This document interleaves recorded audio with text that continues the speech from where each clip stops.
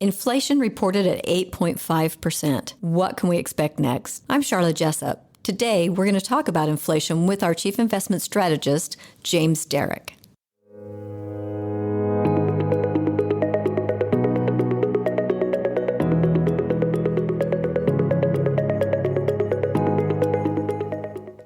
Welcome to the SFS Power Up Wealth podcast, where we provide impactful insight and expert opinions on timeless financial principles and timely investment topics, preparing you to make smarter decisions with your money.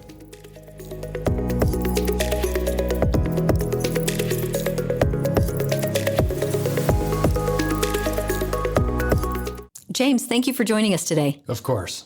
James is the Chief Investment Strategist with Smedley Financial Services and runs our investment management team. James, what is up with inflation? Well, at 8.5%, we're looking at a pretty big number. It's the biggest number since December 1981/January 1982. So it's big, and the number's high enough, it's beginning to make a difference. 8.5 is approximately 1/12, which means that if you didn't get a raise in the last year, you're actually working 1 month for free compared to last year. Ouch.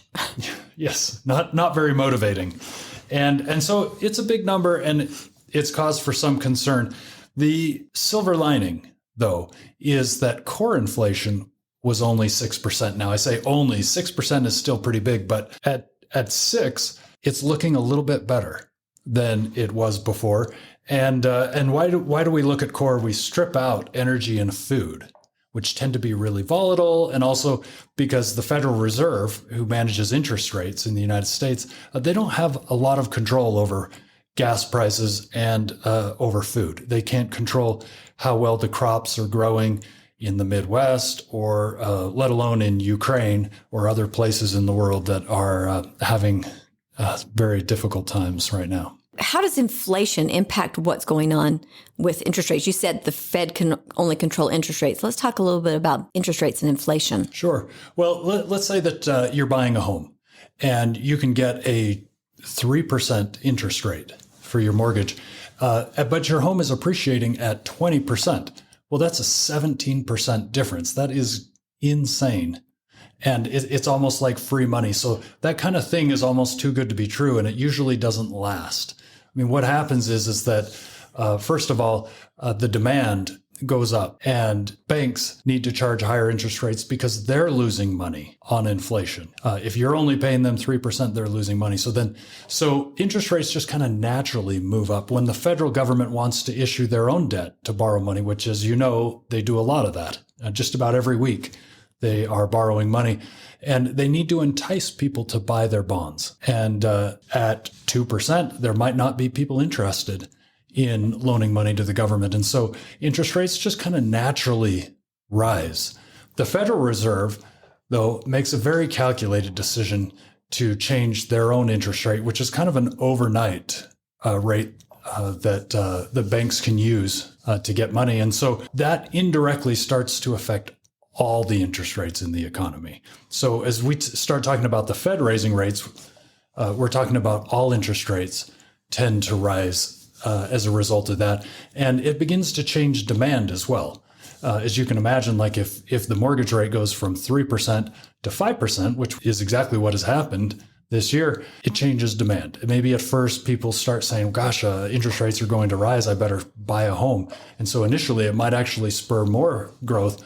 But then at some point, people say, wow, interest rates are really high and I can't really afford the monthly payments. So I'm going to wait to buy a home, or I'm going to buy a smaller home, or maybe I'm just going to put in a lower offer for this home. And so the dynamics are kind of complicated, but it definitely has an effect on people's behavior.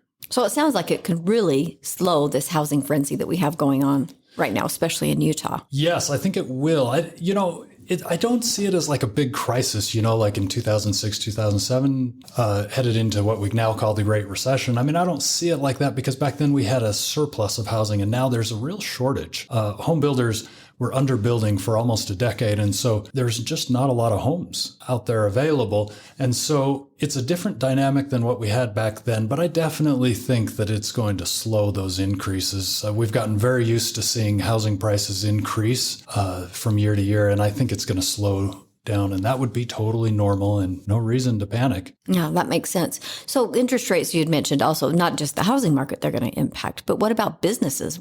How does that impact the growth of businesses if interest rates go up? Well, it just makes borrowing more expensive. And so, it might mean that people take an idea that they have, a business idea, and maybe they sit on it and they don't move.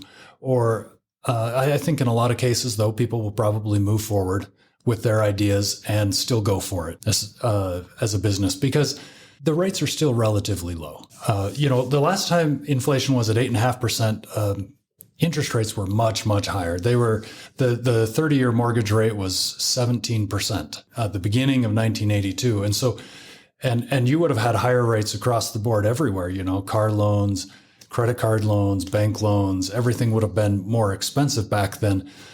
So I think that they're still relatively low, and I don't think they're going to have a major impact on most businesses yet. So that's good because that may impact the economy. How do you see interest rates impacting the overall economy? If businesses continue to grow because they'll still borrow money, what's the outcome going to be for the economy? Well, there's a big impact on the financial markets, existing bonds and stocks out there. It can have an impact on confidence.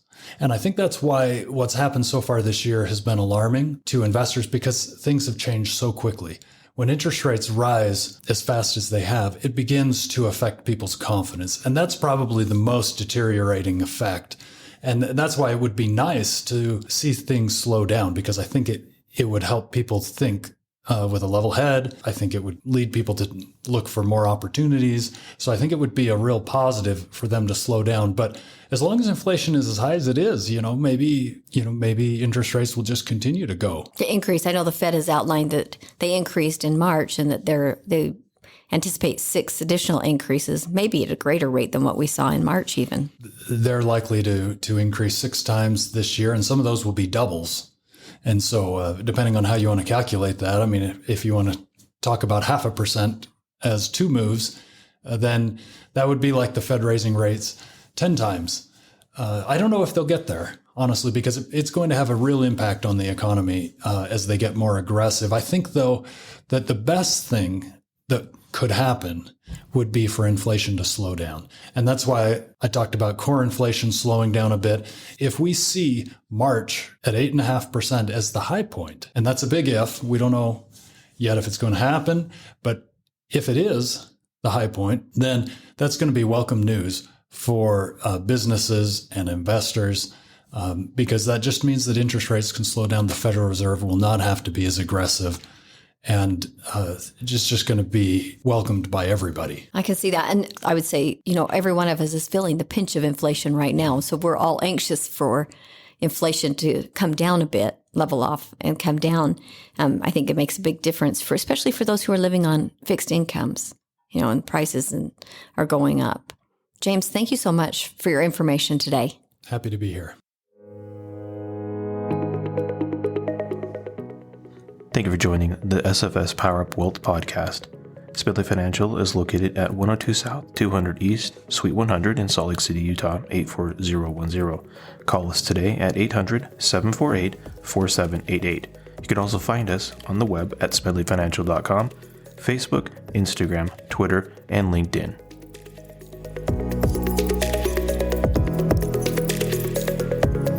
The views expressed are Smedley Financial's and should not be construed directly or indirectly as an offer to buy or sell any securities or services mentioned herein. Investing is subject to risks, including loss of principal invested. Past performance is not a guarantee of future results. No strategy can assure a profit nor protect against loss. Please note that individual situations can vary. Therefore, the information should only be relied upon when coordinated with individual professional advice.